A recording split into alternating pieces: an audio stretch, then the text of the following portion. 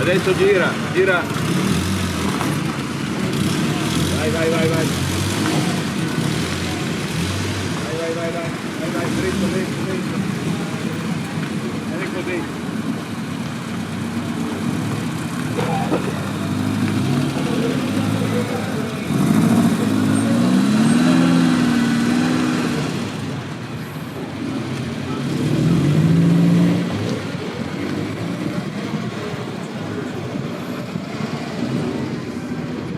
Molto bene, sono tanti, 32 equipaggi.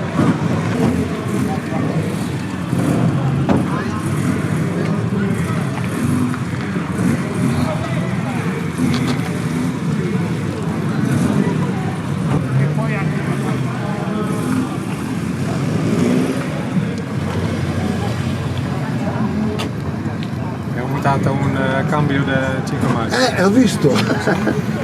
Ah, è arrivato anche voi. Buongiorno. Hello, my motoring friends. Here is the good morning for you. Well, this is definitely the biggest assembly of Lancia Fulvias I've ever seen. I hope some of you have seen more than that. But the event is just about to start, and it's really, really, really beautiful collection of this incredible machine. And of course, a good bunch of incredible people. People that keep this history on wheels going on the road. Let's see what's gonna happen next.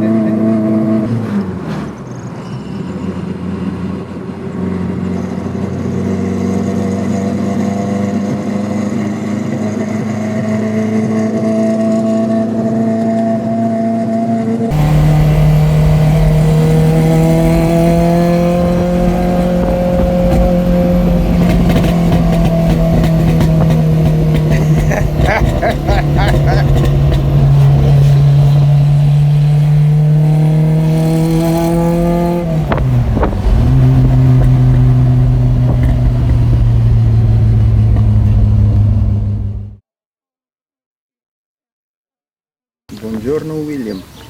What are we doing today here? Not very much, except enjoying a couple of wonderful cars in the lovely Tuscany hill town of Pienza. Pienza. I stand corrected. What was the name again? Pienza. Pienza. Famous for its pecorino cheese and wine and everything else. All the good things life has to offer. Sheep cheese, right? Cheap cheese? No, but it's very expensive. Sheep, not cheap. See? Sheep milk. Lost in translation again. Couple of cars, yeah. Let's see how many couples of cars. But today this village is also the backdrop for the Lancia Fulvia meeting. We are present of today. This year we're celebrating 60 years of Lancia Fulvia Coupe and 10 years anniversary of the Lancia Fulvia Club Italia. And today is a very nice day to bring all those cars together for a nice trip in Tuscany, nice dinners, nice conversations, beautiful weather and some pecorino cheese. Maybe we should talk about the cars themselves? The cars. Yeah, the cars are all present, but when special? But do you want? Oh, this is kind of special because this is a Monte Carlo version. It was made to commemorate the 1972 Monte Carlo win of Fulvia. They made a 1.3 with some special editions. They lost the bumpers, flared the wheel arches, put some nice bucket seats in there, black bonnet like the original had, of which there is one here. We will have a look at it later. It's a genuine ex-factory rally car, and you will just recognize the black bonnet and the red colors, more or less. I wonder about the fog lights. The fog lights are square fog lights. Yeah, it's strange because they were always round, but for this special version they made these. So they are correct. They are correct for the car. Yeah, sure. Fantastic. So this is kind of a rare edition. I think a couple of thousand are made, and 2 or 3 of them are here. So I think it's a 1972, 73 model.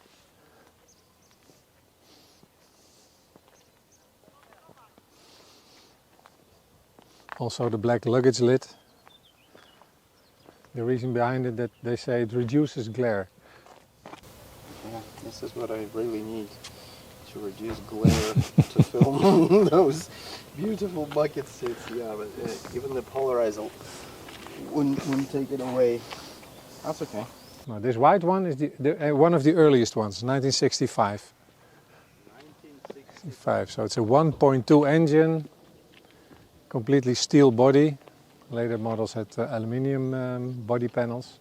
This one is completely steel, 80 horsepower, 1965. I believe this is one of the first 2000 made or something. So it's quite rare already, because many of them are lost. Next to it you see another Monte Carlo. See, you recognize the fog lights? Yep. Same square fog lights. They're not pretty, but they should be there. Next to it you see one of the last ones. It's a Fulvia 3, recognizable by the black grille. It's a black plastic grille. It's the blue one? The blue one. I think it's made from 74 onwards, so it's the last generation, with headrest as standard. And lots of Fiat parts already, because Lancia was taken over by Fiat in 1969, so afterwards Fiat took over, streamlined the production a bit, added some plastic parts, removed some chrome parts, fitted Fiat bolts and other fasteners instead of the Lancia high-grade ones. So downgraded the car a little bit, but made it more modern by fitting a brake booster, 5-speed gearbox and some other upgrades. So they made it a more modern car, but they also made it cheaper to produce.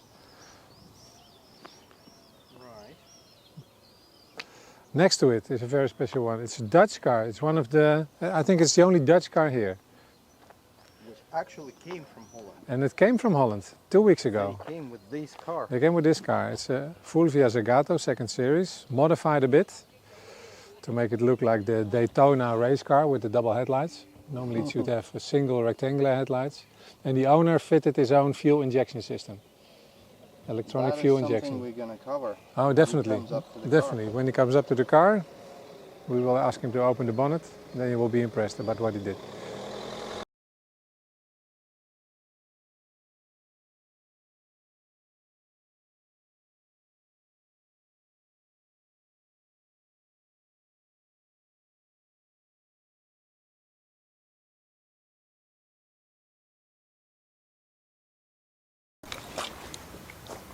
So kan beginnen. open Pandora's box. Ja.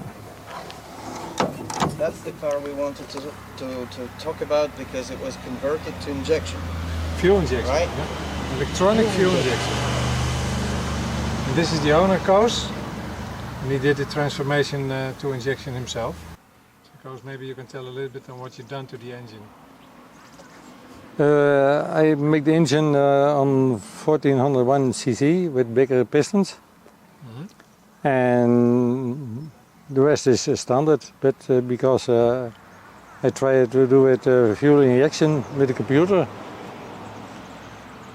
And it's not so easy to install the computer, but many times of work on the computer with the laptop and so. That, on the dyno, on the rolling road? Also on the dyno, yeah, yeah. And did you copy this design or did you design it yourself? This? I designed it myself, yeah, yeah. So there's no one in the club or whatever who has the same thing? No, no, only the manifold. The manifold is different from, you can use the bigger carburetors. But the rest I put it myself in. But it's also easy to buy it in Holland. There's a firm KMS, die delivered the stuff with a computer. Of course. That, you see there's also no distributor, so the ignition is also electronic? Yeah, yeah, yeah. We have a bobbin on the left side. See, the modern yeah. car bobbin coil. In the box, do you also make the ram pipes and the tropetjes? No. The initial ram pipes inside. Nothing, yeah. Just flat? Nothing, yeah. Okay. Why does it say devil? That's for the outside. Name. Devil is an exhaust manufacturer in France. Really? Yeah. Good. Delivered a boel. But you think it's nice because it's a devilish engine or something? Yeah, I must put. I have the sticker. That I put it there. Yeah. It raises a question, which is interesting. So it does not have devil exhaust on it. It's just the sticker. Yeah. Nothing to do with devil. No. Even the sticker adds 1 horsepower. Yeah. Easily. That's always. That's I always say 5 horsepower. I don't know 5 why you go horsepower? with 1. Maybe it's a Lancia thing, you know. They make a new model when they add 3 horsepower. Well, it's a small, I it's a usually small go by sticker. 5 or 10, you know. It's a small sticker, and we are modest, we are Dutch. Really? Yeah, we tend to be modest. Good. A very nice conversion, yeah. And how much power more or less does it have? Not much more, but the torque is very high at the lower speed, the lower RPM. The computer is in the car. Yeah. I love it. You love the conversion? I love the conversion. Yeah, Where is the computer? Yeah, inside you cannot see him. Very nice. Beautiful talk, thank you. Now let's have some lunch. We go to lunch. You're becoming Italian, William. Una Sono le 13, io voglio un prosecco.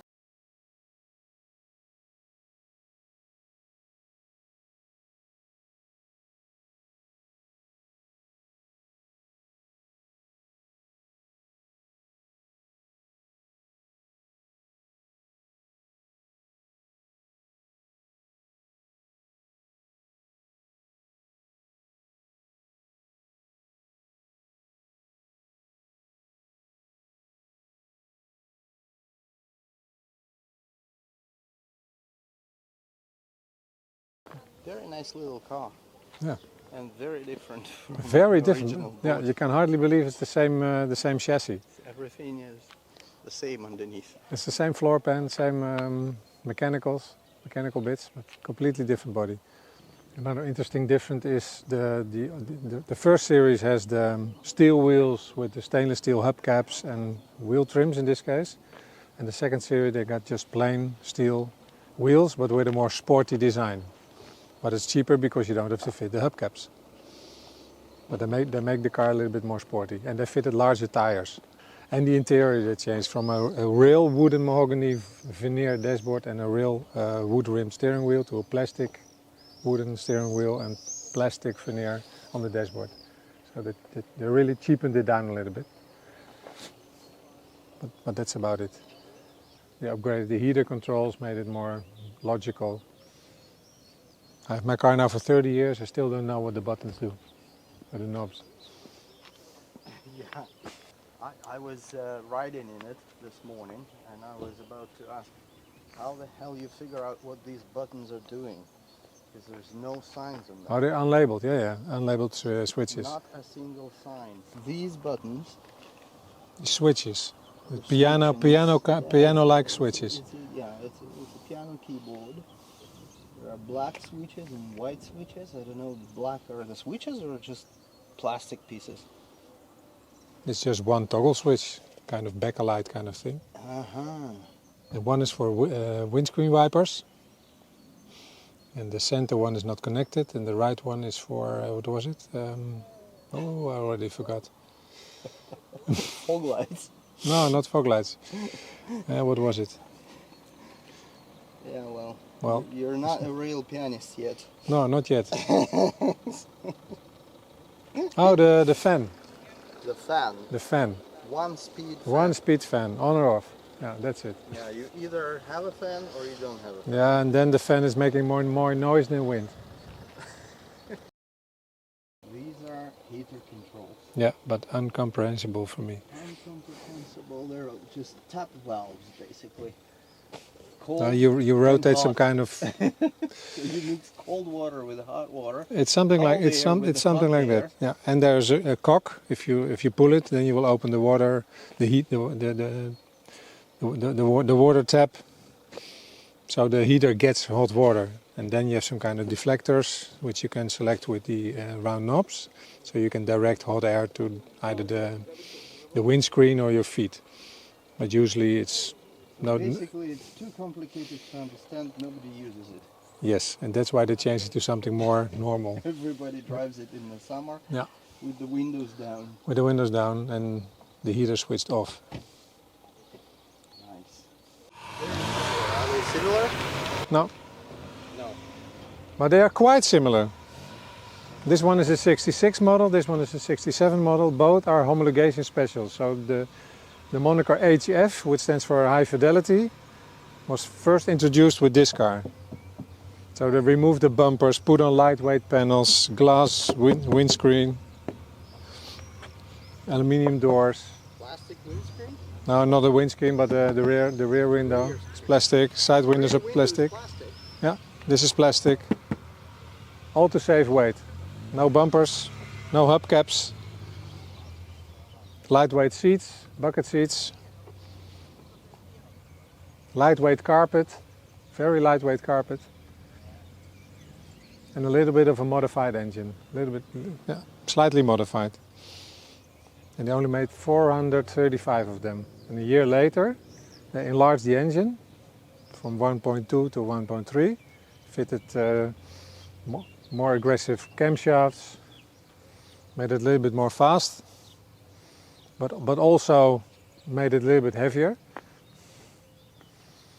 And then this is what's called the HF 1.3. And they made about 800 of them. So it's very nice to see those two cars together. With a proud owner. Nice. Come here. How much fuel does it take? Is it a 3-liter engine or something? I don't know. This is a 1.6 HF. So this is the final incarnation of the HF models. It's called the Fanalone, which means big headlight. Big headlight. And on the front you will see that the two main beams are larger in diameter. And that gave it. They are. They're so big. They gave that the name. You can see Africa from here if you light them up. So the final incarnation of the HF, the holy grail, so to speak, can be recognized by the big headlights, more or less. And this car is a little bit modified to be, to look like a real rally car, or maybe it is. I don't know. I cannot really see. But there's a roll bar fitted. There's a supplementary fuel tank fitted. That's why you have the big fuel filler on top. So probably there's an extra fuel tank. You see the quick release Abarth, quick release locks on the bonnet, bucket seats, wide wheel flares with 7-inch wide wheels, 13-inch but wide. So this is a 1.6, probably has about 120 horsepower or something. As standard. Speak louder. Louder? Yes, because we have Italians behind us. Yeah, so we really have to shout. So this is the purest version of the Zagato design. They changed it later a little bit, but this with the chromed copper headlight surrounds, the rectangular headlights, which were very fashionable at the time, or very rare, because most cars had round headlights, so this one is quite special for it. It's got Campagnolo wheels, magnesium wheels, which are rather rare. And it's got the electric lift rear hatch, which we spoke about in another video. Yeah, this one has got that as well. Aluminium doors, aluminium bonnet, side opening bonnet. So I will show you, it opens like this.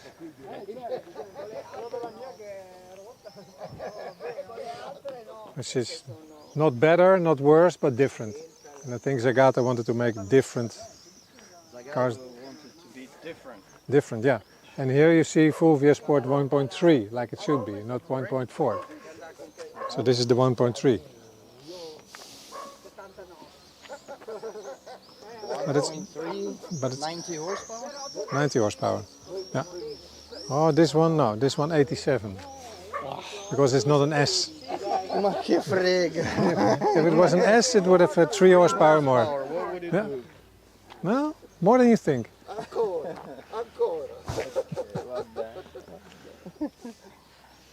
What is nice? Huh? On the side? Sì. Questa è uguale, non 1.300, no, di più, sì, esatto. 1.600, Esatto, sì, sì. Questa invece è così. Poi questa, ecco. Bella questa. Ivorio. Sì, peccato. Poi ancora questa. Okay. Duci? No, Sì. E poi via. Michael Road. E hai il 4 in 1 come scarica, solo Barilotto. Ecco, lettore non ci abbiamo.